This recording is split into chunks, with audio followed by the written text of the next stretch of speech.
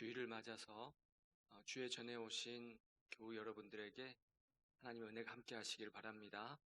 예, 예, 교우들과 함께 교회에서 예배드리는 것이 얼마나 큰 은혜이고 감사인지 우리에게 성령 하나님께서 이렇게 날로 깨우쳐 주시면 좋겠습니다. 교회는요, 4월 12일 부활주일 후에 50일의 기간을 기쁨의 절기라고 해서 주님의 부활을 기뻐하고 또 그 기쁨을 표현하고 나누는 그런 시간을 50일로 해서 지키는 절기가 지금 이때인데요. 그러나 올해는 여느 때보다도 더 조용하게 또 마음을 졸이면서 조심스럽게 이 시기를 지나가고 있습니다. 지금도 물론 그런 시기를 지나가고 있습니다. 많은 사람들이 이런 말을 합니다. 이제 뉴 노멀의 시대가 왔다. 이런 말을 하거든요. 그러니까 뉴 노멀이라는 말은 새로운 기준의 시대라는 것이죠.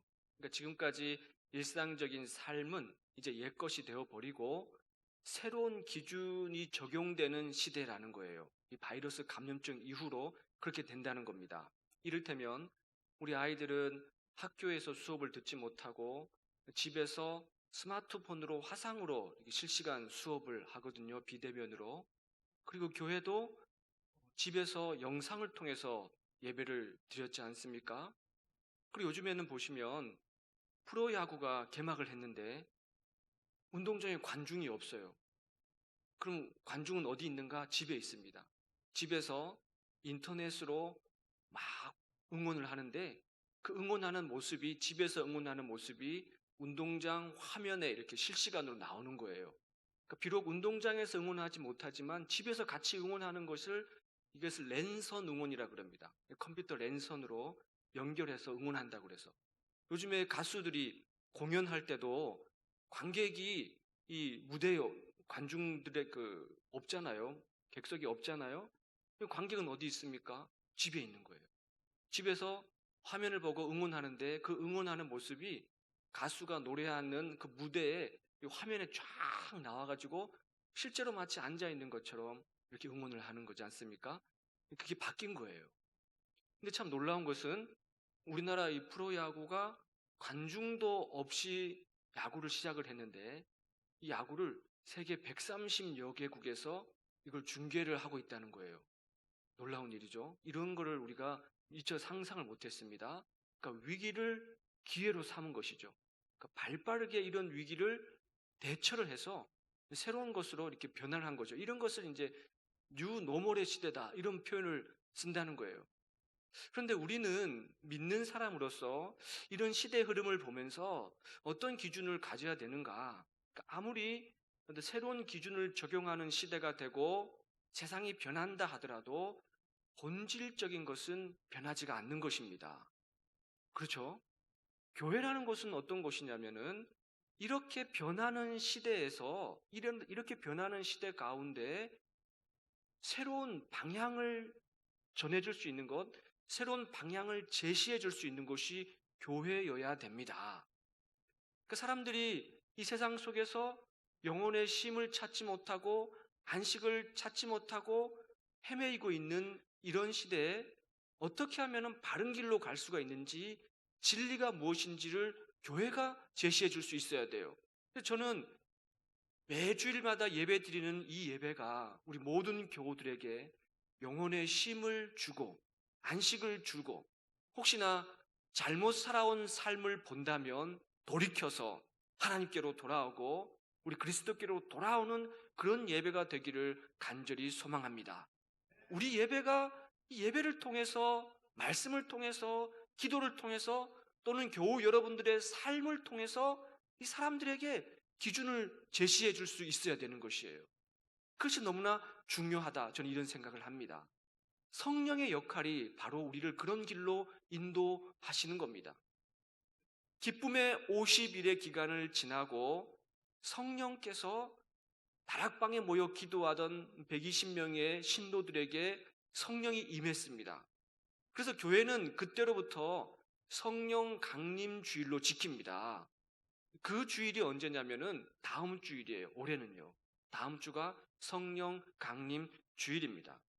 사도행전 2장 33절 말씀에 따르면 하나님이 오른손으로 예수를 높이심에 그가 약속하신 성령을 아버지께 받아서 너희가 보고 듣는 이것을 부어 주셨느니라. 예수님께서 하늘로 올리어져 가실 때 몇 날이 못 돼서 너희가 성령을 받게 될 것이라고 약속해 주셨거든요. 누가복음 24장 49절에 따르면은 이 성령을 가리켜서 뭐라고 말씀하냐면은 아버지께서 약속하신 것이라는 겁니다. 그리고 하늘로부터의 위로부터 내려오는 능력이래요. 여기서 이 능력이란 말을 디나미스라는 단어를 쓰는데요. 이 뭡니까? 힘, 파워, 강한 영향력, 다이너마이트라는 말이 바로 이 디나미스라는 말에서 나왔습니다. 그러니까 성령이 임하는 사람은 하늘로부터 폭발적인 능력을 덧입는 사람이라는 것이에요. 자, 어떻게 하면은 이런 능력을 우리가 덧입을 수 있을까? 사도행전은 어떤 말씀이냐면 위로부터의 능력을 덧입은 사람이 어떻게 변화가 되고 어떻게 살아가는지를 보여주는 것이 바로 사도행전의 말씀입니다. 근데 이 능력은요, 위로부터 이 덧입는 능력은 우리가 무슨 돈으로 살 수 있는 게 아닙니다. 막 노력하고 애쓴다고 해서 이것을 얻을 수 있는 게 아니에요. 사도행전 8장에 보면은 빌립 집사가 사마리아 성에 가서 전도를 하지 않습니까? 그때 막 곳곳에서 이 성령의 능력이 나타나는 것이에요. 그러니까 그 성에 있었던 마술사 시몬이라는 사람이 이것을 보고 깜짝 놀라는 겁니다. 야, 저거 나한테도 있으면 내가 더 큰 마술을 부려서 돈을 더 많이 벌 수 있을 텐데, 그래서 사도들한테 가서 그거 나한테 팔라고, 내가 돈은 얼마든지 줄 테니까 팔라고 그렇게 말을 했습니다. 그랬더니 사도들이 마술사 시몬에게 뭐라고 말하냐면은 네가 하나님의 능력을, 성력을 돈으로 주고 살 줄 알았느냐? 네가 그 돈과 함께 망할 것이다 하고 호되게 책망을 합니다. 위로부터 덧입는 이 능력, 성령은 우리가 애쓰고 노력한다고 얻을 수 있는 것도 아니고 돈으로 살 수 있는 것도 아니란 얘기예요. 그러면 어떻게 하면은 이 성령의 능력을 덧입는 사람이 될 수가 있을까? 성령의 사람이 될 수 있을까? 첫째는 복음의 말씀을 들을 때 마음의 찔림을 받는 사람이 성령의 능력을 체험하는 사람입니다. 오늘 본문의 37절 말씀에 보면 그들이 이 말을 듣고 마음이 찔렸다는 것이에요. 베드로와 다른 사도들에게 물어 이르되 형제들아 우리가 어찌할꼬 하거늘 마음이 찔림을 받았다는 것이에요. 여기서 이 찔리다라는 말은 피어싱, 뚫다는 말입니다. 마치 송곳처럼 뾰족한 것으로 뚫듯이 마음을 찌른다는 것이에요. 그러면은 마음이 아플까요? 안 아플까요? 마음이 아프죠. 송곳으로 찌르듯이 마음을 찌르는데 아프지 않겠습니까? 베드로 사도가 도처에서 몰려온 사람들이 절기를 맞아서 예루살렘에 있는 다락방에 모여 있었어요. 그때 성령께서 강하게 그들 가운데 임재하시는데 이것을 설명할 길이 없는 거예요. 사람들이 방언을 말하고 마치 세술에 취한 것처럼 너무 생전 처음 보던 모습을 경험하니까 이 설명할 길이 없는 거예요. 그래서 베드로가 그 성도들 가운데 일어나 가지고 설교를 합니다. 어떤 말씀을 전하냐면은 거기 모여 있는 사람들이 대부분 유대인들이었어요. 너희들이 십자가에 내어준 이 예수라는 사람이 사실은 하나님이 이 땅에 보내신 그리스도시다.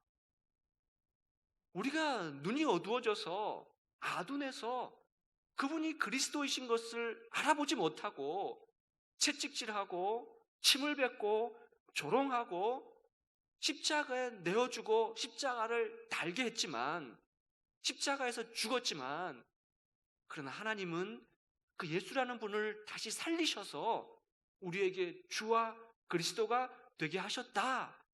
이 베드로의 설교가 이런 설교였습니다. 그랬더니 이 설교의 말씀을, 복음의 말씀을, 그것을 지켜보던 많은 사람들이 보고 듣는 가운데 찔림을 받은 것이에요. 아주 강하게 찌르니까 이 사람들이 견딜 수가 없는 것이에요. 사도행전 2장 36절에 따르면 그런즉 이스라엘 온 집은 확실히 알지니 너희가 십자가에 못 박은 이 예수를 하나님이 주와 그리스도가 되게 하셨느니라 하니라. 마치 뾰족한 송곳이 그들의 심장을 찌르듯이 이 사람들의 마음을 찌르니까 이들이 견딜 수가 없는 것이에요. 내 지나온 삶, 내 헛된 모습을 십자가 앞에서 고스란히 드러내야 되게 되니까 견딜 수가 없는 것이에요. 첫째, 성령은 십자가 앞에서 우리의 모습을 드러내세요. 죄된 모습을, 부끄러운 모습을, 부족한 모습을 있는 그대로를 들춰내시고 드러내게 하신다는 말씀입니다. 복음의 말씀 앞에서 너무나 부끄럽고 죄스러운 모습이 드러나는 것이에요. 내가 그리스도인이라고 하면서 도대체 내 어떤 모습이 그리스도인다운 모습이 있는가? 나는 그리스도인이라고 이 땅을 살고 있는데 내 모습 가운데 그리스도인이라고 말할 수 있는 것이, 그리스도인다운 것이 도대체 뭐가 있는가? 나는 주님과 함께 한다고 하면서 내가 그 주님을 어떤 취급을 하면서 내가 지금까지 살아왔단 말인가? 성령은 십자가 앞에서 우리를 드러냅니다. 내 죄된 모습을 드러내고 내 부끄럽고 내 수치스러운 내 잘못된 신앙의 모습을 드러내요. 1907년도에 평양에서 성령 대부흥 운동이 일어났습니다. 지금도 우리는 그 1907년 평양 대부흥 운동에 대해서 계속해서 얘기를 하죠. 그런데 이 평양 대부흥은요, 어떻게 출발이 됐냐면 1903년도에 원산 앞바다에서 모인 작은 성경 공부 기도 모임이 있었습니다. 그 모임에 우리나라에 온 외국 선교사들 몇 명이 모여서 말씀을 읽고 기도하는 그런 모임이 있었어요. 근데 거기에 하디라고 하는 감리교 선교사가 거기에 참석을 했습니다. 그분은 강원도에서 선교를 하던 선교사였어요. 근데 이분이 3년 동안 강원도에서 선교를 했는데 결신자를 한 명도 만들지를 못했습니다. 한 명도 전도를 하지 못했어요. 그래서 심하게 낙심이 되어 있었고 절망이 되어 있었습니다. 근데 이 하디 선교사의 마음에 어떤 마음이 있었냐면은 저거는 내가 아무리 전해도 한 명도 결신자가 나오지 않는 것은 나 때문이 아니라 저들 때문이라고, 조선인들 때문이라고 그런 마음을 늘 가지고 있었습니다. 이 조선인들은 배우지도 못했고 미개하고 아주 떨어진 민족이어서 문자도 잘 모르는 민족이어서 아무리 얘기를 해도 알아듣지를 못한다고, 아주 조선인들은 미개하다고 이런 불만을 마음속에 가지고 있었단 말입니다. 그런데 그 작은 성경 공부 모임에서 성경 공부를 하고 기도를 할 때 성령께서 강하게 그 하디의 마음을 움직이셔서 사람들 앞에서 자신의 그 죄를 드러내게 하셨던 거예요. 사실은 제가 한 명도 결신자를 만들지 못했는데 이것이 그들 탓이라고 생각을 했습니다. 조선인들은 못 배우고 덜 떨어지고 미개한 민족이라고 생각해서 그들에게 탓을 돌렸습니다. 그것이 얼마나 죄였는지를 제가 깨닫게 되었습니다. 사람들 앞에서 그것을 고백하고 터져 나오게 하시는 거예요, 성령께서. 그러면서 다른 사람들도 듣고 있던 다른 선교사들이 자기들의 죄를 거기에서 드러내고 이것이 퍼져가면서 번져가면서 저녁마다 사람들이 교회에 모여가지고 성경 공부하고 기도회를 하는데 막 사람들이 자신들의 지나온 잘못에 대해서, 죄에 대해서 막 여기저기서 일어나서 회개를 하기 시작을 하는 것이에요. 성령이 임하니까 십자가 앞에서 나의 죄된 모습을 발견하고 견딜 수가 없는 것이에요. 그래서 곳곳에서 회개가 터져 나와서 성령께서 움직이시고 역사하셔서 놀라운 부흥운동이 그때 평양으로부터 우리나라 전국을 뒤덮었던 그런 성령운동이 그때 있었다는 것이죠. 성령께서 우리의 마음에 찾아오시면 십자가 앞에 서 있는 부끄러운 우리의 모습을 보게 하시는 거예요. 마음이 찔리는 것이에요. 내가 제대로 신앙생활을 하고 있는가? 내가 믿고 고백하는 주님을 내가 어떤 취급하며 살아왔는가? 보게 하시는 거예요. 그런 다음 이들이 묻습니다. 어떻게 묻습니까? 보면 37절 하반절에 따르면은요, 이르되 형제들아 우리가 어찌할꼬 묻는 것이에요. 성령께서 그 마음을 찌르고 움직이게 하시니까 내가 견딜 수가 없는 것이에요. 도대체 내가 어떻게 하면 될까? 내가 제대로 신앙생활을 못했는데 내가 어떻게 하면 될까? 내가 저 도망간 탕자처럼 그렇게 살아왔는데 내가 어떻게 하면 될까? 내가 내 손으로 예수를 십자가에 못 박았는데 이 죄를 내가 어떻게 하면 될까? 내가 믿는 사람으로서 그리스도인으로서 내가 어떻게 살면 될까? 어찌할꼬 탄식하며 가슴을 치며 묻는 것이에요. 이렇게 탄식하며 묻는 것 자체는 이미 성령이 그 사람들 안에 거하신다는 겁니다. 하나님께서 나에게 주시는 은혜를 어떻게 할까? 이 감당할 수 없는 은혜를 내가 어떻게 하면 살 수가 있을까? 묻는 것이에요. 엊그제 밤중에 어떤 집사님께서 저한테 전화를 하셨어요. 목사님, 제가 어떻게 할 줄을 모르겠습니다. 아니 집사님, 왜 그러시는데요? 무슨 큰일이 일어났습니까? 물었어요. 그랬더니 집사님께서 이런 말씀을 하시더라고요. 하나님께서 내 기도를 다 들어주시는데 내가 어떻게 할 줄 모르겠습니다. 이렇게 말하시는 거예요. 본인은 신앙생활을 열심히 하는 것도 아닌데, 신앙생활이 오래된 것도 아니고 막 열심히 기도생활을 하는 것도 아닌데, 그런데 기도할 때마다 다 기도를 들어주신다는 것이에요.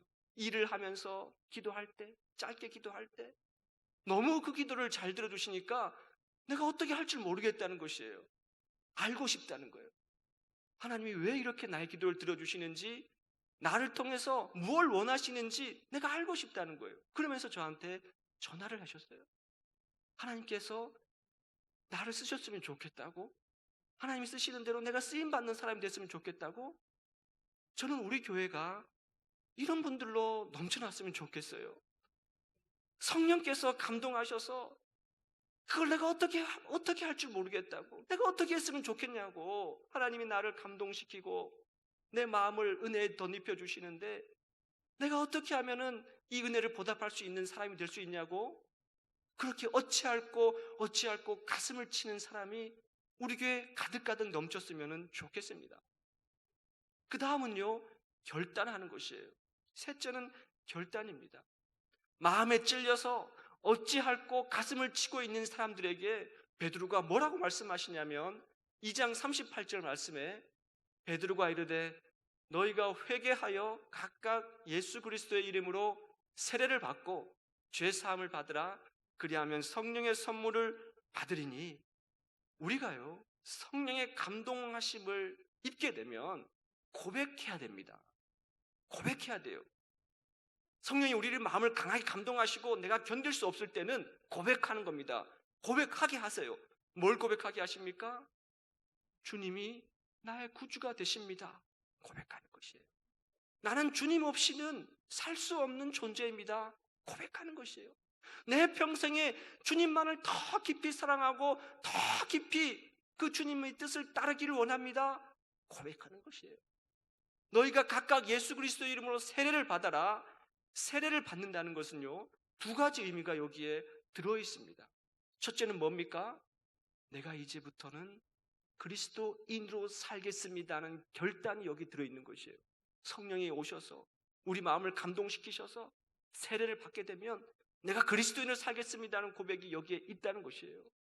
둘째는 어떤 고백이 여기에 담겨 있냐면은 나는 이제부터는 다른 곳에 속한 사람이 아니라, 다른 세상 속에 있는 어떤 모임에 내가 속한 사람이 아니라 교회 공동체, 신앙 공동체에 속한 사람이라는 것을 고백하는 것이에요. 왜냐하면 세례라는 것은 교회 공동체에서만 베풀 수 있는 것이기 때문에 그런 것이에요. 내가 이제부터는 교회 공동체에 속한 사람입니다. 이런 결단과 고백이 여기에 들어있다는 거예요. 이것은 삶의 전환입니다. 패러다임이 바뀌는 것이에요. 왜 그렇습니까? 지금 이 베드로의 설교를 듣고 있는 모여든 많은 사람들은요, 어떤 사람들이냐면 도초에 흩어져 있던 유대인들이 절기를 맞아서 예루살렘으로 찾아오는 거예요. 올라온 거예요. 이들은 어떤 사람들이었냐면은 예수를 핍박하던 자들이었습니다. 절기를 맞아서 예루살렘으로 올라왔다가 너무나 초라하고 나약하게 쓰러져서 힘없이 채찍에 맞고 로마 병정의 군합발에 차이고 그 무거운 십자가를 질질 끌면서 올라가고 있는 나약한 예수라는 사람을 본 거예요. 그리고 그들도 동조했습니다. 뭐라고 동조했습니까? 저 예수를 십자가에 못 박으라. 하나님을 모독한다. 하나님의 모독죄를 그 예수라는 자에게 뒤집어 씌워서 자기들도 똑같이 거기에서 그 예수를 못 박는 자로서 지켜보고 있었다는 것입니다. 그런데 50일의 기간이 지나고 50일 날 50일째 내가 될 때 성령께서 그들에게 임하니까 이들이 어떻게 달라집니까? 그 예수를 그리스도로 고백하고 그분의 은총을 고백하고 그분을 증거하는 삶으로 바뀌는 것이에요. 전환이 되는 것입니다. 사도행전의 초대교회 역사는요, 바로 그 사람들에 의해서 시작된 것이 교회입니다. 바뀌는 거예요. 삶의 전환이 일어나는 겁니다. 예수 믿는 자를 핍박하는 자에서 예수 그리스도를 증거하는 자의 삶으로 바뀌는 거예요. 41절에 보십시오. 이렇게 말씀합니다. 그 말을 받은 사람들은 세례를 받음에 이날의 신도의 수가 3,000이나 더하더라. 아니 어떻게 하루아침에 3,000명의 신도들이 늘어날 수가 있습니까? 불가능한 일이죠. 있을 수 없는 일이죠. 요즘에 교회들이 얼마나 전도하기 위해서 애를 씁니까? 매년마다 전도 기간이 되면요, 다 막 태신자 작정을 합니다. 카드를 만들어서 이번에 누구를 전도해야 되겠다 막 10명, 20명 막 작정을 하고요. 다른 교회는 교구마다 이것이 경쟁이 붙어요. 몇천 명 작정했다, 몇천 명 작정했다, 작정을 해요. 그리고 총동원 전도주의라고 해서 군대도 아닌데 총동원 전도주의를 정해서 작정한 사람 다 데리고 와야 된다고 막 독려를 합니다. 그리고 매주마다 전도팀이 또 거리마다 나가서 전도 물품을 주면서 전도를 하잖아요. 그런데 전도가 됩니까? 전도가 안 돼요. 전도가 안 되더라고요. 큰 교회도 요즘 전도가 안 됩니다. 오는 만큼 또 나가요. 그런데 어떻게 된 영문인지 사도행전 시대 때는요, 3,000명이나 하루아침에 신도수가 늘어나요. 너무 부러워요, 저는. 제가 이 말씀을 묵상을 하면서 전도가 쉽구나, 저 그렇게 생각을 했습니다. 전도가 참 쉽구나. 하루아침에 3,000명이나 몰려오는구나. 해답이 어디 있는 줄 아십니까? 해답은 성령 받은 사람들의 기쁨이에요. 아멘. 성령 받은 사람들의 기쁨. 다락방에 모여있던 이 120명의 사람들이 다 성령을 받고 기쁨이 충만하니까 견딜 수가 없는 것이에요. 그래서 나가서 전할 수밖에 없는 거예요.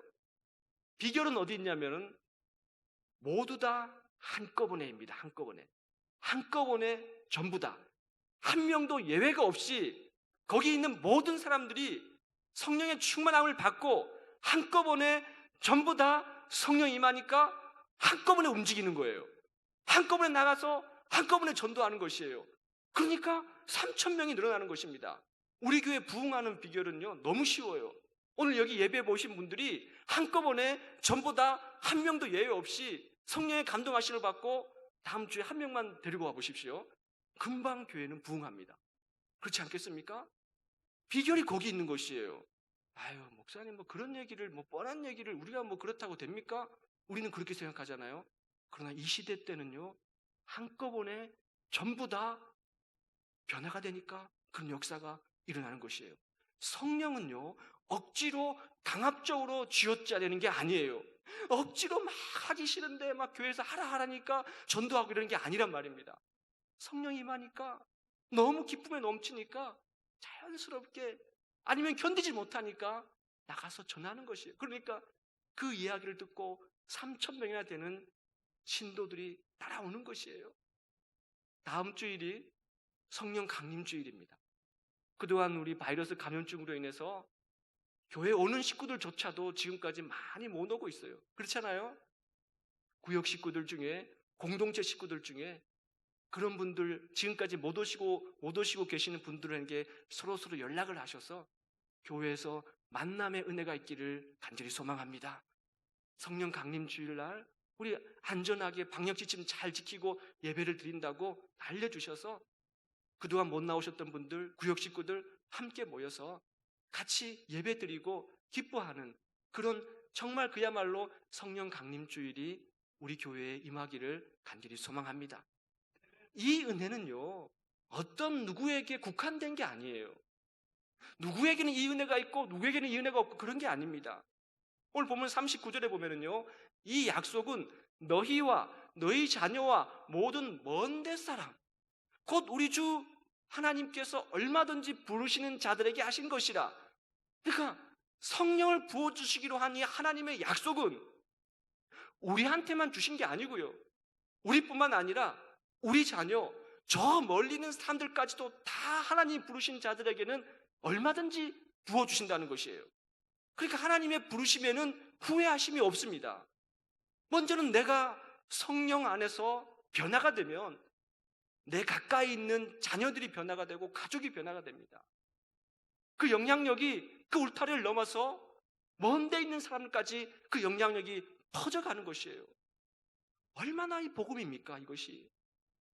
우리는 이 복음을 참으로 눈이 가리워지고 마음이 강팍해져서 경험하지 못할 뿐이에요.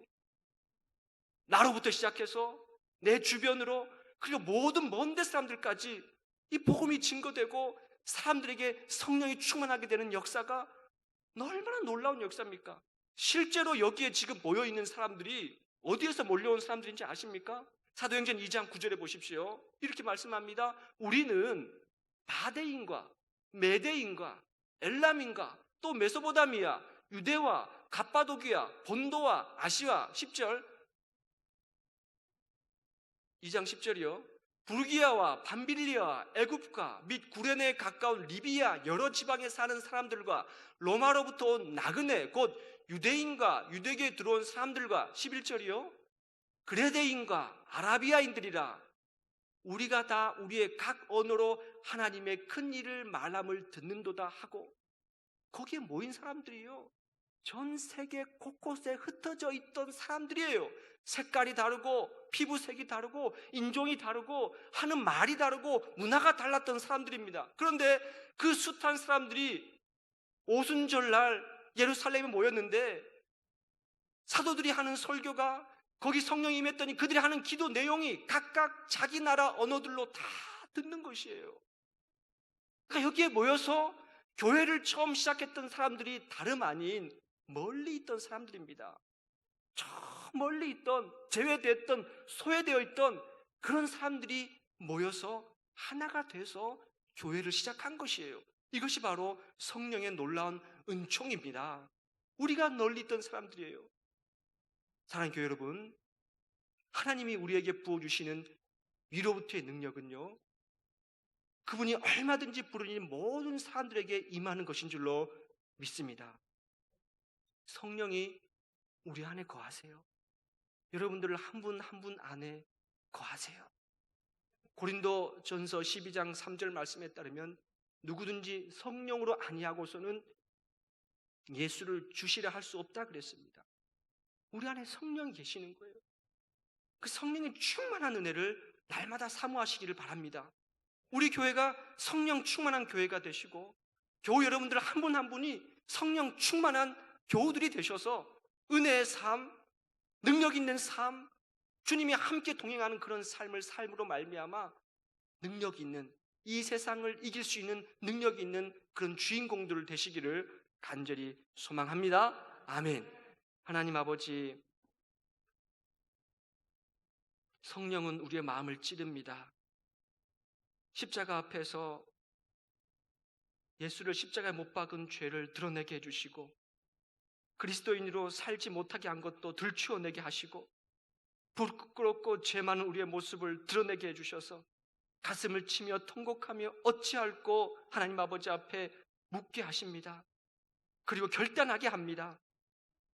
그리스도 교회에 속하게 하고 기쁨을 이기지 못해서 한꺼번에 전부 다 하나가 되어서 주님의 복음을, 사랑을 만방에 증거하며 신도의 수가 3,000이나 더하는 놀라운 은혜를 만들어 주십니다.